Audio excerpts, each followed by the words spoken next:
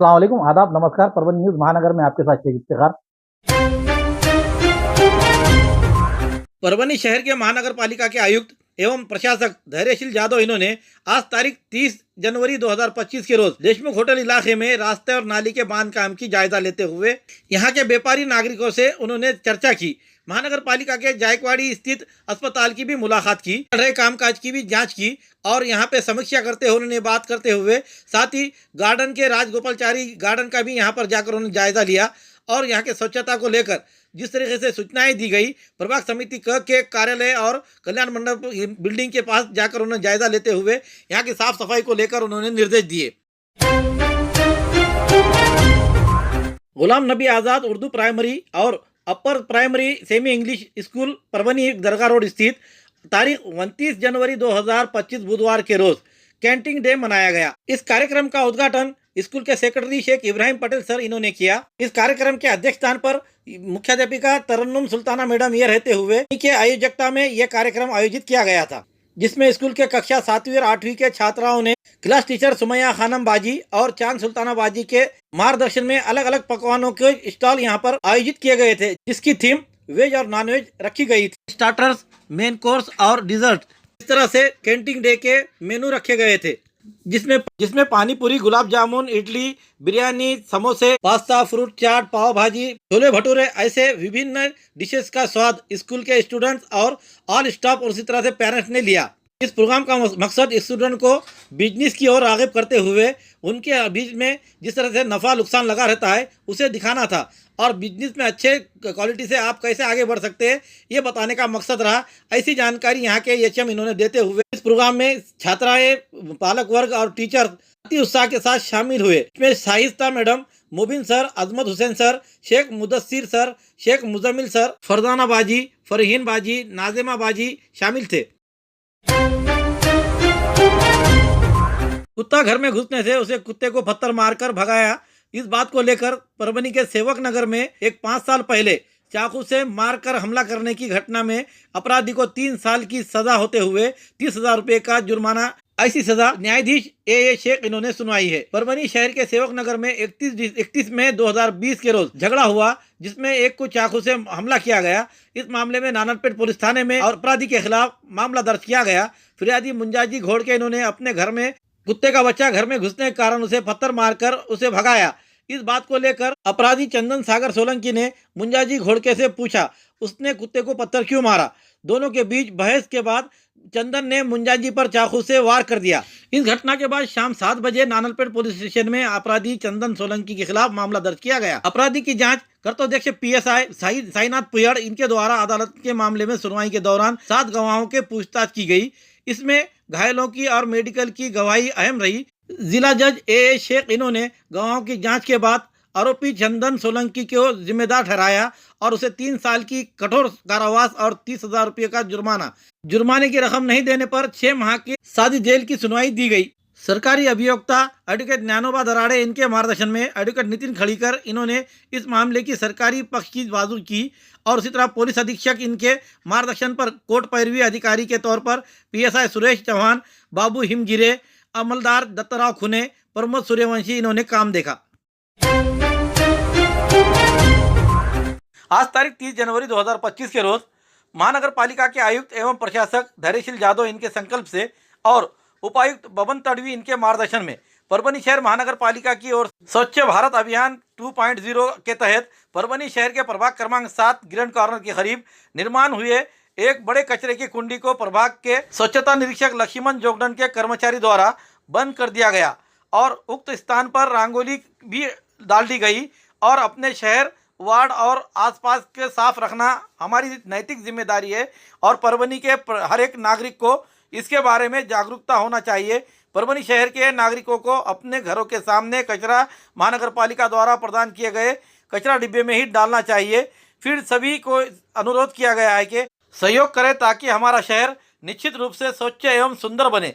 इस अवसर पर सहायक आयुक्त सोमनाथ बंसोड़े, प्रज्ञावंत कांबळे, शहर समन्वयक तुराब खान, स्वच्छता निरीक्षक लक्ष्मण जोगडन, प्रभाग के मुकदम और सफाई कामगार इस समय मौजूद थे।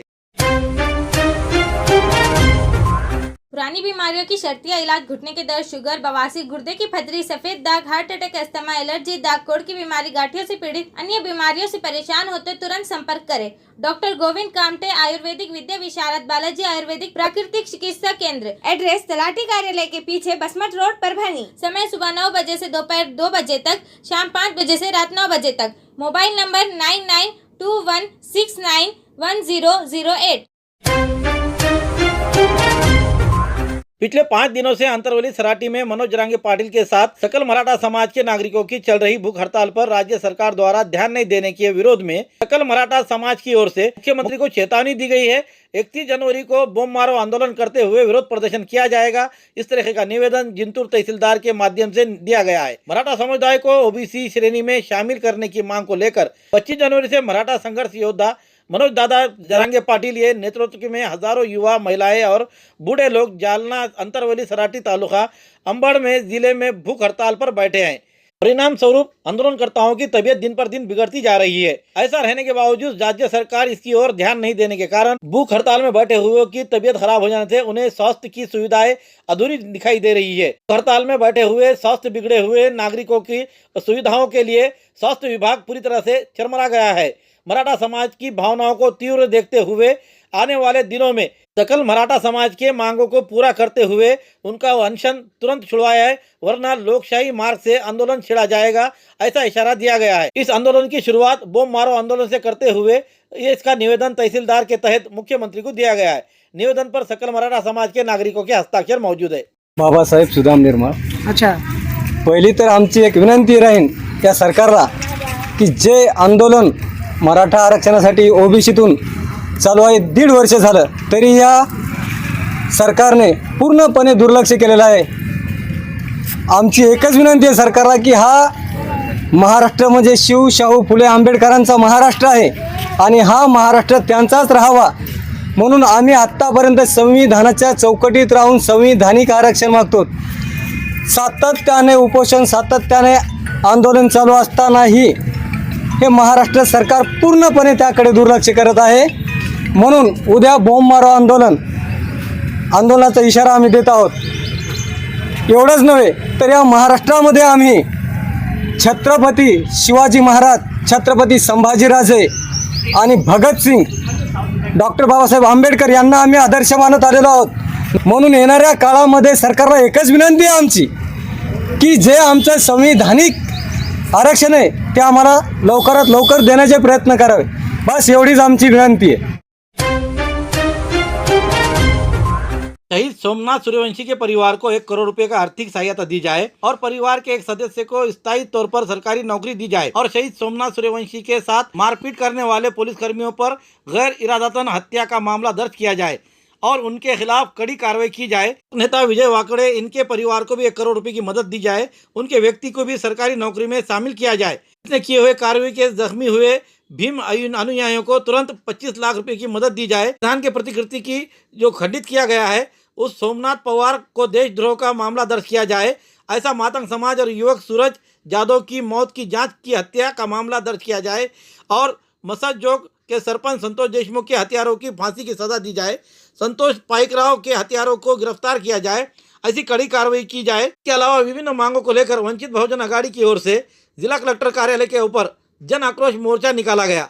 अब इस जन आक्रोश मोर्चे को वंचित बहुजन अघाड़ी के भीम अनुयायी बड़ी संख्या में शामिल हुए थे। इस समय वंचित बहुजन आघाड़ी के नेताओं ने क्या कहा, आइए जानते हैं। अपमान केले, संविधानाचा अपमान केला म्हणून ह्याच्यामध्ये हे जर अपमान झाला नसता तर हे 2 जीव गेले नसते, सोमनाथ गेला नसता, विजय बाबा वाकुडे गेले नसते।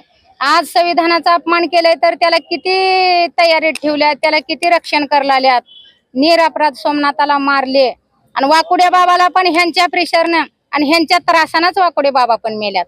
ह्या दोघांना न्याय भेटलाच पाहिजे आणि न्याय घेतल्याशिवाय राहणार नाही, गप्प बसणार नाही। माझं कलेक्टरच्या ऑफिस पुढे माझा जीव जर गेला तर परवा नाही। ते कसं माझ्या सोमनाथाचा जीव घेतला तसं माझा जीव गेला तर परवा नाही। मला न्याय घेतल्याशिवाय राहणारच नाही आणि न्याय तर द्यायलाच पाहिजे। ह्या सरकारने लय अन्याय केल्यात, लय म्हणजे लय अन्याय केल्यात। मला न्याय पाहिजे। आंबेडकर यांच्या आदेशानुसार आणि वंचित बहुजन आघाडीच्या वतीने आज जे 11 डिसेंबरला जे कॉम्बिंग ऑपरेशन करण्यात आलं त्यामध्ये मृत्यू पावलेले सोमनाथ सूर्यवंशी व खोटे गुन्हे दाखल करून लोकनेते विजय वाकोडे ते हृदयविकाराच्या झटक्यानं त्यांचा पण मृत्यू झालेला आहे।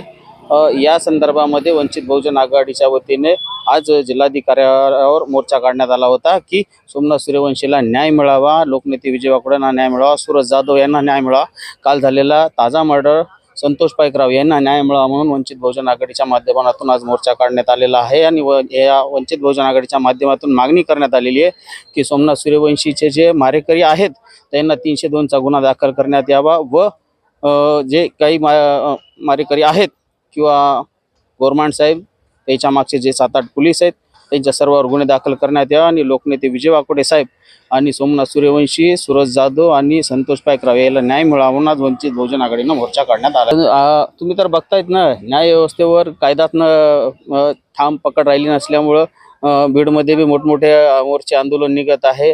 तिथले बी देशमुख साहेबांना न्याय मिळावा म्हणून आज वंचित बहुजन आघाडीनं जिल्हाधिकाऱ्यांना मागणी केलेली आहे की लवकरात लवकर बीडच्या संतोष जाधवना लवकरात लवकर न्याय मिळावा ही आमची मागणी होती। आपल्या सर्वांना माहिती आहे की सोमनाथ सूर्यवंशी यांची हत्या ही कुठल्या माणसानं केलेली हत्या नाही आहे, ही स्टेटनं केलेली हत्या आहे। त्याला घोरबांडपुरतं मर्यादित ठेवण्याचं चूक मीडियानं आणि सर्वसामान्य लोकांनी करू नये। त्यामुळे घोरबांड हा प्रतिनिधी आहे राज्य सरकारचा। कॉम्बिंग ऑपरेशन करण्याचे, एखाद्याला जीव जाईपर्यंत मारण्याचे अधिकार जे पोलीस प्रशासनाला असतात त्याला डिस्क्रिशनरी पॉवर म्हणतात त्याला कायद्यामध्ये, आणि डिस्क्रिशनरी पॉवरमध्ये सुद्धा कुठल्याही माणसाला जीव जाईपर्यंत मारण्याचे अधिकार नाही आहेत।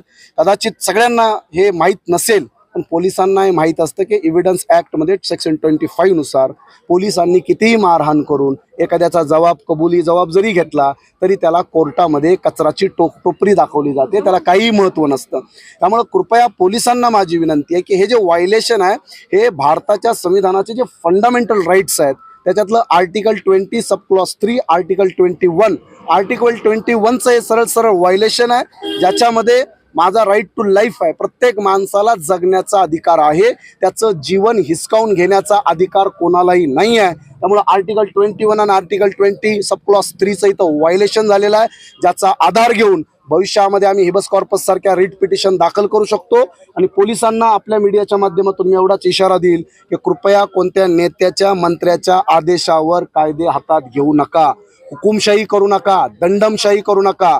ज्या पद्धतीनं 5 पोलीस कर्मचाऱ्यांना अक्षय शिंदेच्या फेक एन्काउंटरमध्ये त्यांच्यावर गुन्हे दाखल करून कदाचित त्यांना जन्मठेपेच्या शिक्षा होऊ शकतात, त्याच पद्धतीनं या परभणीच्या सोमनाथ सूर्यवंशी आणि विजय वाकोडे साहेबांच्याही प्रकरणात अशा पद्धतीनं पोलिसांना शिक्षा होऊ शकतात। विजय वाकोडेचा जो मृत्यू झालेला आहे त्याला IPCच्या सेक्शन 306 मध्ये मरण्यासारखी परिस्थिती निर्माण करणाऱ्या लोकांवर सुद्धा 306चे गुन्हे दाखल होतात। त्याच्यात 10 वर्षामध्ये 10 वर्ष त्याला जेलमध्ये डांबलं जाऊ शकतं। त्यामुळे वाकोडे साहेबाला सुद्धा हृदयविकाराचा झटका येण्यासारखी स्थिती इथल्या पोलीस प्रशासनानं, इथल्या जुलमी व्यवस्थेनं निर्माण केली होती। त्यांना सुद्धा आम्ही भविष्यामध्ये त्यांच्यावर सुद्धा खटले दाखल करू, एवढंच सांगतो।